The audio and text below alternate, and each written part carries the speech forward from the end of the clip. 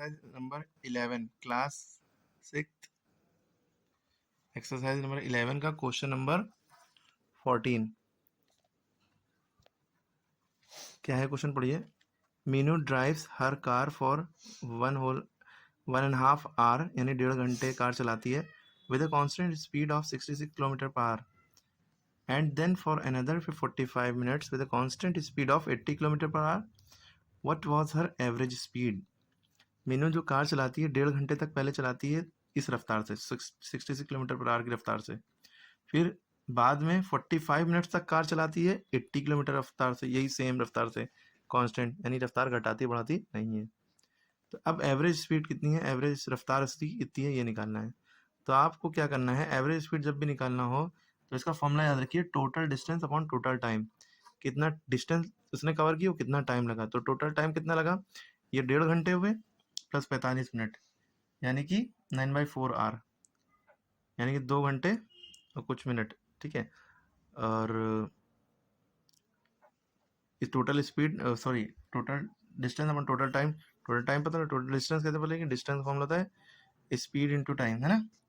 पहले इस स्पीड और टाइम को मल्टीप्लाई कर लेंगे, फिर इस स्पीड और टाइम को मल्टीप्लाई करेंगे, टोटल डिस्टेंस बढ़ा है। देखिए जो हम कहना चाह रहे हैं वो कैसे है, पहले क्या है हमने यहाँ पर सॉल्व करके रखा है।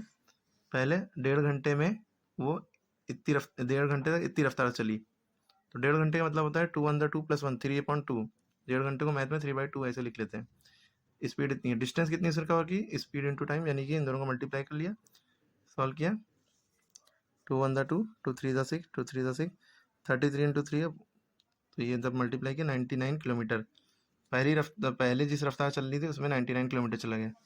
फिर उसके बाद उसने क्या किया, 45 मिनट तक गाड़ी चलाई 80 की रफ्तार से।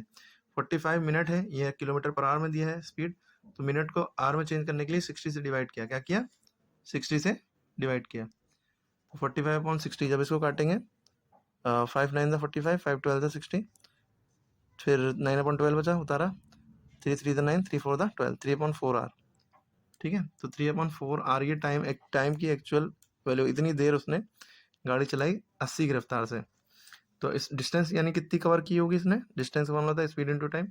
स्पीड 80 है और टाइम 3/4 रखा, 4 1 4 4 2 8 0, 20 × 3 23 60, दोबारा में डिस्टेंस की 60 किलोमीटर कवर की। ठीक है, पहले 99 किलोमीटर कवर की, फिर 60, अलग अलग रफ्तार के हिसाब से। अब टोटल डिस्टेंस ने कवर की कितनी, इन दोनों को जोड़ दी, 99 + 60 159 किलोमीटर। अब टोटल टाइम निकाल लिए, टोटल टाइम कितना है, पहले तो 1.5 घंटे चला रही थी, फिर 3/4 आवर, तो 1.5 घंटे को 3/2 लिखते हैं और 3/4 45 मिनट को लिखते हैं। ठीक है, इन दोनों को सॉल्व कैसे करेंगे, बीच में प्लस लगा, इन दोनों का एलसीएम 4 ही आएगा। 2 की टेबल 4 2 बार में आता है, 2 3 6 प्लस 4 की टेबल 4 1 बार में आता है, 1 3 3, 6 3 9 हो गया, 9/4 9/4 आ गया। ओके, अब एवरेज स्पीड निकालनी है, उसका फॉर्मूला होता है, हमें देखिए टोटल टाइम बदल गया, टोटल डिस्टेंस बदल गई। ठीक है, अब हम एवरेज स्पीड का फॉर्मूला लगा सकते हैं, total distance upon total time. Total distance हमारी 59 किलोमीटर, टोटल 9 हमारा 9/4 है। अब जब इस तरह से होता है तो तीसरा नंबर पहले के साथ मल्टीप्लाई में चला जाता है। ठीक है, तो 4 इसके साथ मल्टीप्लाई में किया अपॉन 9, इन दोनों को हमने मल्टीप्लाई किया, 636 आया अपॉन 9। अब 9 से इसको क्या करेंगे, डिवाइड करेंगे। यहाँ पे बच्चे गलती करते हैं, 9 से आप डिवाइड करके देखिए, 9 से 636 आप डिवाइड कैसे करेंगे, 9 7 63, खत्म। अब बहुत से बच्चे सोचेंगे यहाँ पॉइंट लगा के 0 बढ़ा दे, 6 उतारा, पॉइंट लगाया 0 बढ़ा देंगे, गलत हो जाएगा। 9 7 63 हुआ था, है ना। अब वो सोचेंगे, वो उतारेंगे 6 और लगा देंगे पॉइंट, यहाँ 0 बढ़ा देंगे, गलत हो जाएगा सवाल। ये डिवाइड ऐसे होते ही नहीं है। ठीक है, इसमें याद रखिएगा, जब 9 7 63 हुआ, यहाँ पे नंबर खत्म हो गया और यहाँ पे मतलब यहाँ पे रिमाइंडर कुछ नहीं बचा, मतलब ये नंबर हम उतारेंगे। अगर इस नंबर से ये नंबर छोटा है तो पहले यहाँ 0 बढ़ाएंगे। ठीक है, इस नंबर भाई 6 उतारा, ठीक है, 9 के टेबल में 6 आता नहीं है। ठीक है, तो अगला नंबर भी उतारते हैं, अगला नंबर उतारने के लिए यहाँ पे कोई नंबर ही नहीं है, तो हमने 0 बढ़ाया, जब नंबर नहीं है तो हमने 0 बढ़ाया, तब भी इसको आगे सॉल्व नहीं कर सकते। अब इसके बाद पॉइंट लगा के 0 बढ़ाएंगे। ठीक है, याद रखिएगा, अब पॉइंट लगा के 0 बढ़ाते हैं, लेकिन पॉइंट में सवाल करना नहीं है मिक्स फ्रैक्शन में देना है। अगर आपको पॉइंट में करना होगा तो कैसे करेंगे, पॉइंट लगाया 0 बढ़ाया, अब 0 लगाने के बाद पॉइंट लगा के 0 बढ़ाएंगे। 9 6 54 बचा 6, पॉइंट लगाया 0 बढ़ गया, 9 6 54, तो इसका आंसर इस हिसाब से आ जाएगा 70.6 सिक्स सिक्स ऐसे आता जाएगा, तो 70.67 कर दिए। लास्ट का डिजिट अगर 5 से या 5 से बड़ा होता है तो उसमें एक बढ़ाते हैं। हमें पॉइंट में नहीं निकालना था, हमें ऐसे आंसर निकालना था। तो 9 7 63 हुआ, बचा 6। उदाहरण आगे वाला नंबर उतारने के लिए 6 9 से छोटा था, तो आगे नंबर नहीं है तो यहाँ 0 बढ़ाया और इसको यहीं भी छोड़ दिया। तो 76। अच्छा, आपको श्योरिटी लेनी सही है कि नहीं, तो इसको इससे मल्टीप्लाई कर दिया। 9 को 70 से मल्टीप्लाई करिए, जो आंसर है उसमें 6 ऐड कर दिए, तो ये बीच वाला नंबर आ जाएगा। ठीक है, अगर आप 9 को 7 से मल्टीप्लाई करते तो 63 आता, 63 में 6 ऐड करते तो जानते ही 69 हो जाता, गलत हो जाता। हमें ये बीच वाला नंबर आना चाहिए, डिविडेंड आना चाहिए।